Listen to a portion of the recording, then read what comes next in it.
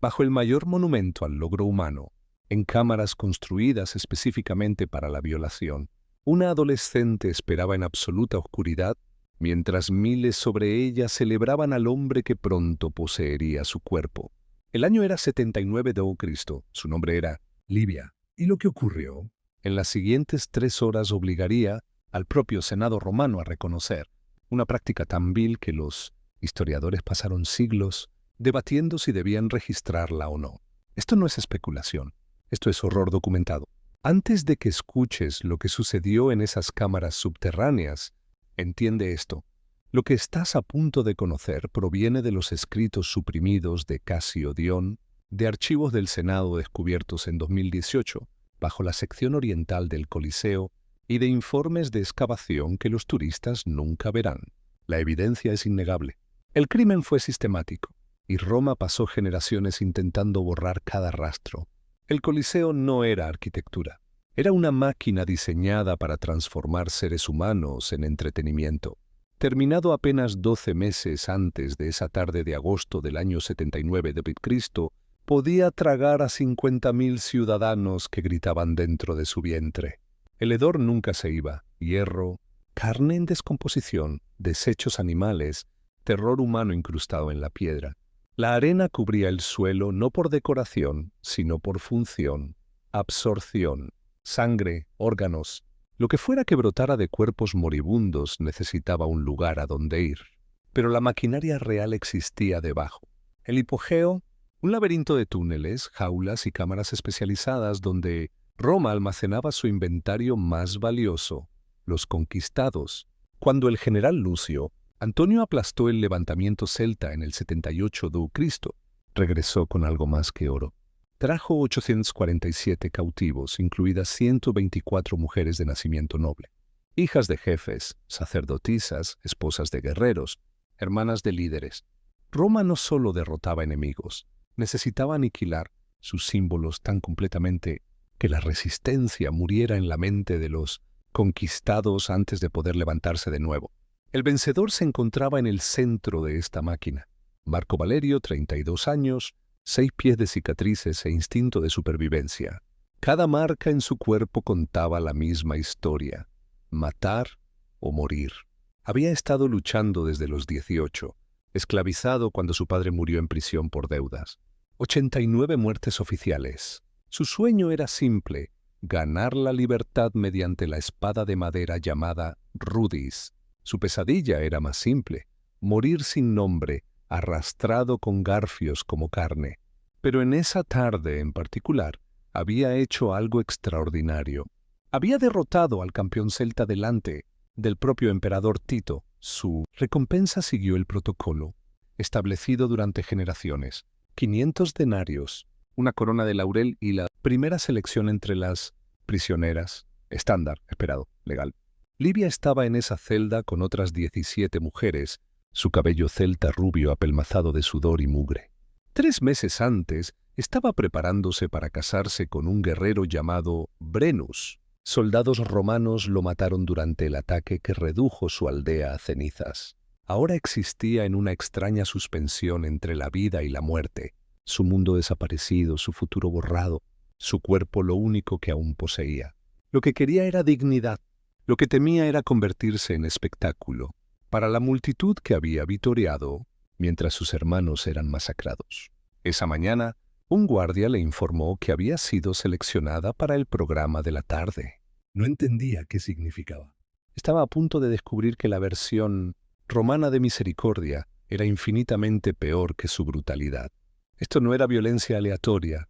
Esto era guerra psicológica refinada durante siglos. La conquista física no bastaba para Roma. La verdadera dominación requería romper la identidad de un pueblo, corromper sus tradiciones sagradas y demostrar que incluso sus miembros más protegidos, sus mujeres, ahora pertenecían al imperio. Era deshumanización dirigida, un mensaje transmitido a cada territorio conquistado. La resistencia es inútil. La derrota es absoluta. Roma lo posee todo. Lo que ocurrió ese día eventualmente obligaría a los senadores a debatir públicamente una práctica que todos sabían que existía, pero que nadie se atrevía a reconocer. A las 3 en punto, Mientras las sombras se extendían sobre la arena empapada de sangre, el maestro de juegos descendió al hipogeo. El corredor apestaba a piedra húmeda y miedo humano. Se acercó a Marco Valerio con una tablilla de bronce que listaba las recompensas disponibles. Las manos de Marco aún temblaban por el combate, la adrenalina aún inundando su sistema. «El emperador honra tu victoria», recitó el oficial. «Por tradición imperial tienes derecho a los despojos de conquista. Elige». Nadie allí presente se dio cuenta de que esta transacción rutinaria, repetida cientos de veces antes, desencadenaría una crisis que llegaría al Senado en cuestión de semanas. La tablilla listaba opciones: oro, vino, una noche en aposentos adecuados, o ius victoriae carnalis, el derecho carnal del vencedor. Para un hombre que no poseía nada, que podía ser asesinado por capricho, este era uno de los pocos momentos en que tenía algún poder. La sociedad romana no solo permitía esta práctica, la celebraba. Para Roma, los conquistados existían para satisfacer al conquistador. Esa era la lógica fundamental del imperio, perfeccionada durante generaciones. En el área de retención femenina, la preparación ya había comenzado. Los guardias entraron con cubos, no para beber, sino para lavar. Las mujeres fueron fregadas, su cabello peinado, su ropa desgarrada reemplazada por túnicas simples. Livia observó cómo los asistentes se movían sistemáticamente de una mujer a otra, examinándolas y anotando detalles en tablillas de cera. Una mujer mayor, una sacerdotisa llamada Morven, que había servido una vez en el templo del roble sagrado, susurró lo que todas temían. Nos están preparando, ya sea para el espectáculo o para lo que viene después. Las preparaciones terminaron rápido, pero en algún lugar sobre ellas, algo mucho peor estaba siendo montado. Algo que transformaría la explotación rutinaria en un escándalo que los historiadores debatirían durante 2 milenios. Sobre ellas, 50.000 espectadores llenaban las gradas para el entretenimiento secundario de la tarde. Entre los combates gladiatorios principales, los oficiales del recinto organizaban lo que llamaban educadamente interludios, cacerías simuladas, batallas guionadas y lo que los escritores romanos describían como recreaciones mitológicas que a menudo obligaban a prisioneros condenados a recrear leyendas que terminaban en muertes reales. La exhibición de hoy tenía un giro particular, una muestra teatral que celebraba el dominio de Roma sobre la vergüenza bárbara. 20 mujeres celtas fueron elevadas a la arena mediante el sistema de ascensores subterráneos, una maravilla de ingeniería diseñada para enviar animales, luchadores y accesorios irrumpiendo por trampillas. Livia salió a una luz abrasadora y a una explosión de ruido. El rugido de la multitud se sentía como un golpe físico. Olía carne asada de los vendedores, perfume caro de las secciones ricas, y debajo de todo el olor a hierro de sangre seca, horneada en la arena. Lo que debía haber sido una ejecución simple se transformó en algo calculado para una humillación más profunda. Las mujeres fueron alineadas mientras un heraldo anunciaba sus supuestos crímenes: rebelión, ayudar a enemigos, rechazar a los dioses romanos. Luego vino el giro. Serían obligadas a luchar entre ellas por parejas usando espadas de madera, vestidas con ropa deliberadamente desgarrada diseñada para burlarse de ellas. Las vencedoras serían reclamadas por los campeones de Roma, las perdedoras morirían. Si este nivel de crueldad calculada te conmociona, entiende esto. Lo que viene después demuestra que esto no era caos, era política. Se distribuyeron espadas de madera. Livia agarró la suya, la madera áspera raspándole la palma.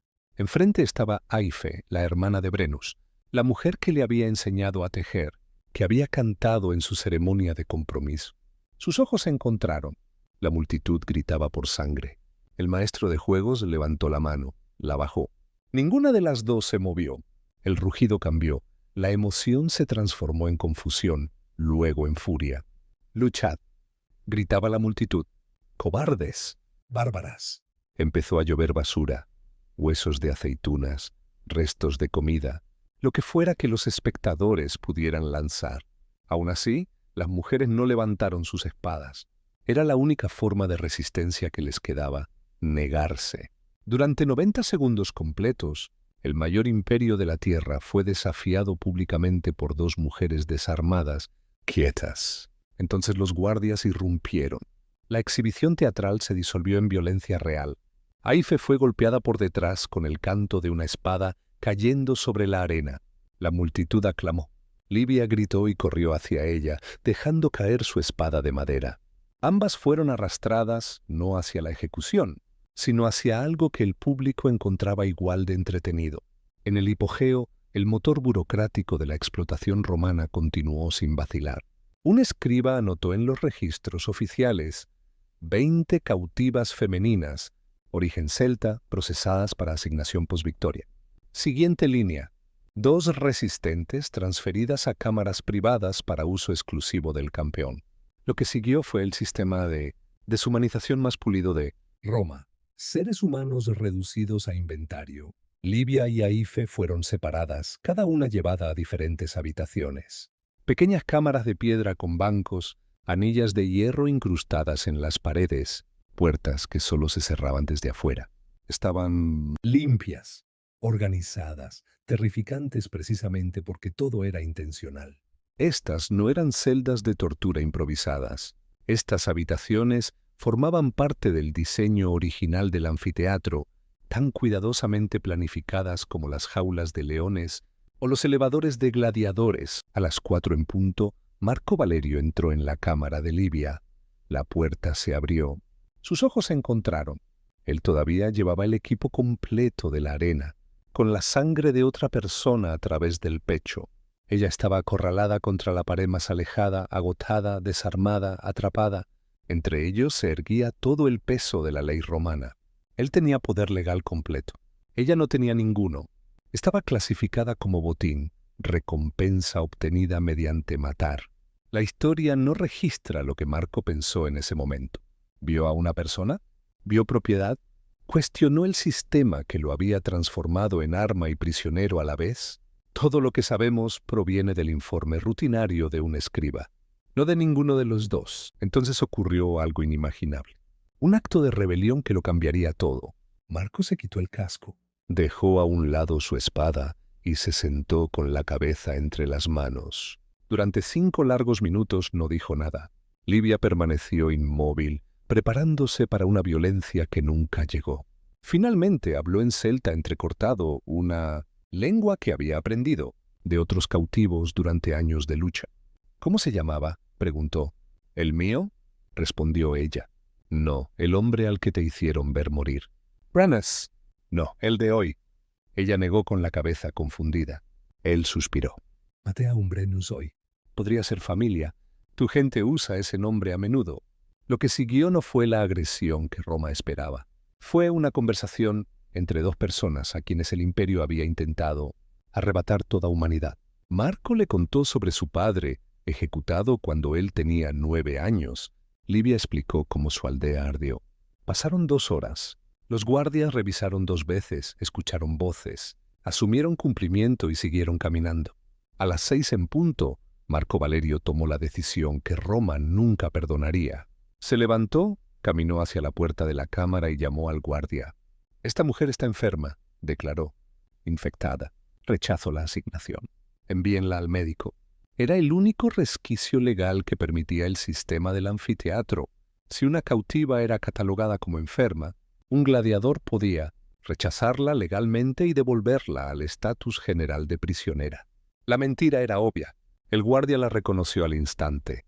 Pero la burocracia romana funcionaba con procedimientos rígidos. Cuestionar la elección de un gladiador significaba papeleo, testigos, una investigación. Aceptar el rechazo llevaba segundos, y así Livia fue retirada, llevada a la sección médica. Su destino inmediato: murió 3 días después por una infección común. La unidad médica estaba abarrotada, sucia, indiferente. La misericordia que la salvó de un horror la condujo directamente a otro. Las máquinas de muerte de Roma tenían muchas cámaras. Marco nunca la vio de nuevo. Luchó 2 veces más ese mes. Ganó ambas. Rechazó sus recompensas ambas veces. El imperio se dio cuenta. Rumores se extendieron por los barracones de gladiadores. Valerio se había ablandado. Valerio se había unido a uno de esos cultos orientales que predicaban compasión. Valerio había sido maldecido por brujas celtas. La verdad era más simple. Había recordado lo que significaba ser humano. El 15 de septiembre del 79 d.C., el senador Quintus Aurelius Sentius se presentó ante el Senado con una queja oficial. Su sobrino, un gladiador novato, había sido golpeado por su entrenador por negarse a aceptar las recompensas habituales tras la victoria. El sobrino afirmó que el ejemplo de Valerio lo había inspirado. El entrenador insistió en que solo estaba aplicando los valores romanos adecuados. Era un caso trivial, apenas digno de atención senatorial, excepto por una cosa. Obligó a los hombres más poderosos de Roma a reconocer públicamente una práctica que todos sabían que existía pero de la que nadie hablaba. Los registros senatoriales, las versiones sanitizadas que sobrevivieron, mencionan debates sobre la conveniencia de ciertas costumbres relativas a cautivas, femeninas derrotadas. Esa frase suave ocultaba una batalla política de 4 horas sobre si Roma finalmente había cruzado una línea que ni sus propios senadores podían ignorar. La facción conservadora, liderada por el senador Fabio, invocó la tradición. Nuestros antepasados conquistaron cuerpo y espíritu. Esto forjó nuestra grandeza. La facción reformista de influencia estoica, más pragmática, respondió: estamos creando mártires, estamos sembrando rebelión. Los enemigos muertos desaparecen, pero los sobrevivientes traumatizados llevan recuerdos que alimentan levantamientos durante generaciones. Pero el verdadero detonante no fue la moralidad, fue la supervivencia política. 3 gobernadores provinciales habían reportado recientemente aumentos en revueltas, cada uno mencionando el trato romano a las mujeres cautivas como propaganda para movimientos de resistencia. Estos gobernadores advirtieron que Roma ya no estaba intimidando a sus enemigos, los estaba radicalizando. El imperio se perjudicaba a sí mismo. El 1 de octubre del 79 d.C., el Senado aprobó lo que los historiadores más tarde llamarían la Lex Captivitatis, la ley de las mujeres cautivas. Sus términos eran limitados pero sin precedentes. Las prisioneras de guerra no podían ser distribuidas como recompensas públicas en el anfiteatro. La humillación pública de mujeres conquistadas quedaba prohibida en espectáculos oficiales. La explotación privada seguía ocurriendo, pero su exhibición teatral quedaba prohibida. La aplicación fue inconsistente. Muchos administradores del anfiteatro la ignoraron o crearon resquicios, pero el principio quedó sentado. Incluso Roma tenía límites públicos. Irónicamente, la ley no liberó a nadie, solo retiró al público. 3 meses después, Marco Valerio finalmente obtuvo la libertad, no por bondad, sino por ganar 5 combates consecutivos. Su último acto registrado como hombre libre fue comprar la libertad de una mujer celta llamada Aife. Los archivos solo identifican su nombre. Los historiadores sospechan fuertemente que era la misma mujer que estuvo junto a Livia en la arena. Imagina a Marco dándose cuenta de que su único acto de desafío salvó a una mujer por 3 días. Nada más. No cambió nada para los miles que vinieron antes, ni para los miles que vendrían después. La máquina era demasiado vasta, demasiado rentable, demasiado incrustada en la cultura romana. Su rebelión fue una gota de lluvia cayendo en un océano de sangre. Imagina las últimas horas de Livia, muriendo por una infección prevenible, rodeada de otros prisioneros que el imperio ni se molestó en documentar. Ningún senador debatió su muerte. Ningún historiador mencionó su nombre. En la aritmética moral de Roma, su sufrimiento no merecía registro. La tragedia no es simplemente que Roma fue cruel.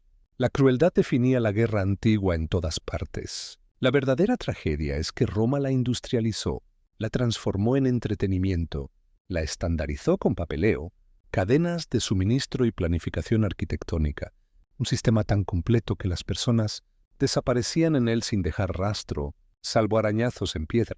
En 2018, arqueólogos de la Universidad de Roma, dirigidos por la doctora Isabella Fortunato, excavaron una sección olvidada del hipogeo oriental.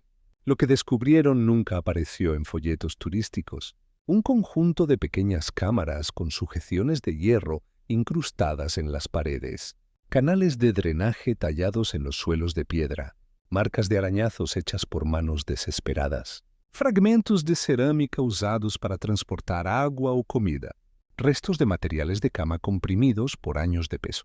Las pruebas de carbono confirmaron que las habitaciones databan de la construcción original del 80. Dice lo que significaba que fueron hechas intencionalmente, no añadidas después. Se recuperaron 6 placas de bronce, estampadas con la palabra captiva, y fechas que abarcaban del 9 al 82 de Icri, los años exactos de la represión celta. Estos hallazgos coincidían con la evidencia textual. Los escritos posteriores de Casiodión describían cámaras de asignación para mujeres conquistadas. Las cartas anteriores de Séneca aludían vagamente a la práctica sin detalle. Tácito, normalmente gráfico en sus descripciones, guardó un silencio conspicuo, lo que implica que incluso él lo encontró demasiado repulsivo para registrarlo claramente. Los historiadores debaten la frecuencia. Algunos argumentan que era raro, reservado para grandes triunfos. Otros señalan la construcción especializada, la abundante evidencia y múltiples fuentes, argumentando que era rutinario. La verdad probablemente esté en el medio, no constante, pero lo suficientemente común como para construir infraestructura para ello. Los romanos trataban a los gladiadores como celebridades antiguas, pero con un giro oscuro. Mujeres de élite sobornaban a los guardias para reunirse con ellos. Lámparas grabadas y pinturas murales muestran gladiadores posando desnudos con armas. Su sudor y su sangre se vendían como afrodisíacos. Algunas mujeres lo bebían como cura de fertilidad. La misma sociedad que adoraba a estos hombres también los alimentaba a las máquinas de muerte y los recompensaba con seres humanos. Los relatos históricos describen entretenimientos nocturnos después de grandes juegos donde los patronos ricos se mezclaban con gladiadores y esclavos. Mujeres capturadas en guerra eran exhibidas como trofeos, a veces obligadas a recrear mitos que involucraban dioses como Júpiter o Marte antes de ser usadas como regalos, los prisioneros obligados a desnudarse durante los desfiles triunfales, las víctimas atadas a estacas para imitar mitos antes de la ejecución, reinas enemigas exhibidas en público antes de ser entregadas a los generales. Nada de eso fue accidental. Era un mensaje para el mundo. Roma posee tu pasado, tu presente y tu futuro. Los juegos de gladiadores no eran entretenimiento aleatorio. Formaban parte del munus, las obligaciones debidas al público. Los patronos que organizaban los juegos tenían incentivos para aumentar el espectáculo. La humillación de los cautivos se convirtió en un atractivo. El historiador del siglo XIX, Theodor Mommsen, llamó a esto la máquina de deshumanización más eficiente de Roma. Lo que quería decir era sencillo. Roma no solo conquistaba cuerpos, conquistaba identidad, memoria y significado. El hecho de que aún debatamos estos eventos hoy demuestra cuán profundas son las cicatrices. La película Gladiator 2000 apenas susurró esta realidad, insinuándola solo en sombras. Los estudiosos modernos todavía discuten si hablar de estas prácticas expone responsablemente la brutalidad romana o simplemente corre el riesgo de sensacionalizarla. Pero importa porque demuestra exactamente cómo una civilización puede defender la crueldad mediante leyes, costumbres y espectáculos. Roma no fue el único imperio capaz de actos horribles, pero perfeccionó la capacidad de normalizarlos, convertir la violencia en ritual y transformar los gritos en espectáculo para las multitudes. La verdad más profunda es esta: la línea que separa la civilización de la barbarie nunca se ha medido por templos de mármol, caminos pavimentados o arcos imponentes, sino por cómo una sociedad trata a quienes no tienen ningún poder. Las historias más oscuras de la historia nos recuerdan que el progreso no está garantizado, que las civilizaciones caen moralmente, mucho antes de caer físicamente, y que cada generación debe elegir entre empatía y eficiencia. Roma eligió el espectáculo. El costo se midió en vidas borradas, pero la lección sobrevive en las ruinas, bajo el piso de la arena. La victoria de un gladiador se convertía en permiso para la crueldad. Una recompensa rutinaria se volvió uno de los escándalos más cuidadosamente enterrados de Roma. Cientos de cautivos celtas desaparecieron en listas burocráticas, y una joven llamada Livia sobrevivió solo porque un único luchador tomó una decisión inusual, una decisión que no cambió nada, salvo demostrar que la humanidad aún podía parpadear incluso dentro de la maquinaria más oscura de Roma. Dime en los comentarios, ¿qué te perturbó más de esta historia? ¿La naturaleza calculada de la explotación o la eficiencia de Roma para convertirla en rutina? ¿La decisión de Marcus fue un acto de valentía o de inutilidad? Si hubieras sido un ciudadano romano que sabía que esto ocurría, ¿qué habrías hecho? Los secretos más oscuros de la historia a menudo se esconden bajo los monumentos más grandes de la civilización. La sangre en la arena no siempre provenía de la batalla. A veces venía de la inocencia convertida en espectáculo, del poder sin freno, de los momentos en que la humanidad apartó la mirada mientras la crueldad recibía aplausos.